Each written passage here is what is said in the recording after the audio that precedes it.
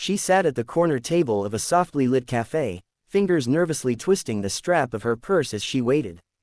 The sound of clinking cups and low chatter filled the air, but her eyes were fixed on the door. Tonight was supposed to be special, her first blind date in months.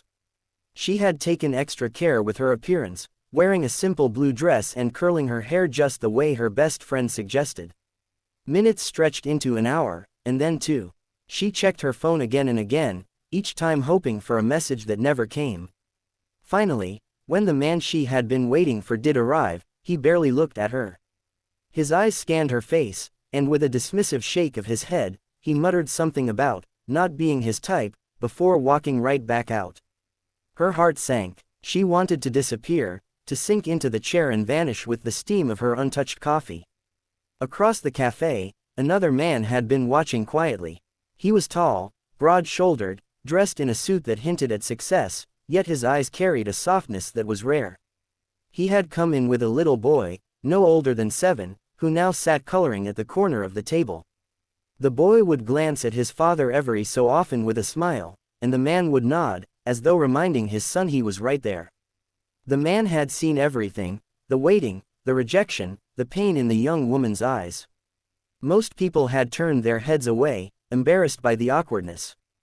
But he couldn't. He recognized that look. He had worn it himself once, long ago, when the world had felt crueler than he could bear. The woman gathered her things, fumbling with her bag, fighting tears that threatened to spill. That's when he stood up. He approached her table, his voice steady but gentle. "Excuse me," he said. She looked up, startled, brushing at her eyes. He gave a small smile. "I couldn't help but notice what just happened. That man was blind, but not in the way he thinks. You don't deserve to walk out of here alone." She blinked, unsure of what to say, but his sincerity broke through her wall of shame. "My name's Daniel," he continued, extending a hand. "And this is my son, Ethan." The little boy peeked over and gave a shy wave, his crayon still clutched in his hand. For the first time all evening, she laughed, a quiet, trembling laugh that carried both relief and disbelief. She hesitated, then whispered, "I don't think I can do this again. I'm not enough." Daniel's gaze softened, his voice lowering. "You're more than enough. I know rejection hurts, but sometimes it's life pushing us toward where we actually belong." His words sank into her heart, wrapping around the broken pieces she thought no one could see. They sat together after that, not as strangers but as people who understood loneliness.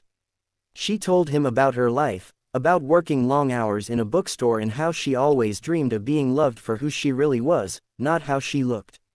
He shared about losing his wife years ago and raising Ethan alone while balancing a company that demanded every ounce of his time. She listened to the struggle in his voice, and he listened to the longing in hers. Somehow, in that cafe, with a half-finished coffee and a child's crayon drawings scattered across the table, they found a piece of themselves in each other. When it was time to leave, she reached for her bag, but Daniel stopped her with a quiet firmness. "Don't walk out alone tonight," he said. "You've been left behind once already. I won't let it happen again."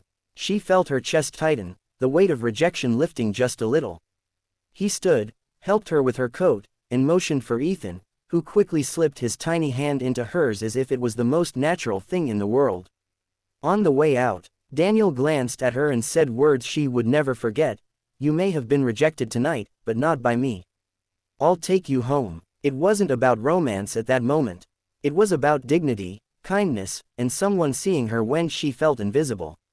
And as she walked out of the cafe with Daniel by her side and Ethan swinging her hand playfully, she realized something she hadn't before, that sometimes rejection isn't an ending. Sometimes, it's the beginning of being chosen by the right people. The night that started with heartbreak ended with hope. And though none of them knew what the future would hold, all three walked away with lighter hearts, carrying the silent promise that love can find you when you least expect it, and it often comes not from perfection, but from brokenness healed together. Would you like me to extend this a bit more so it naturally fits into a 4-minute narration pacing, with more dialogue and emotional beats?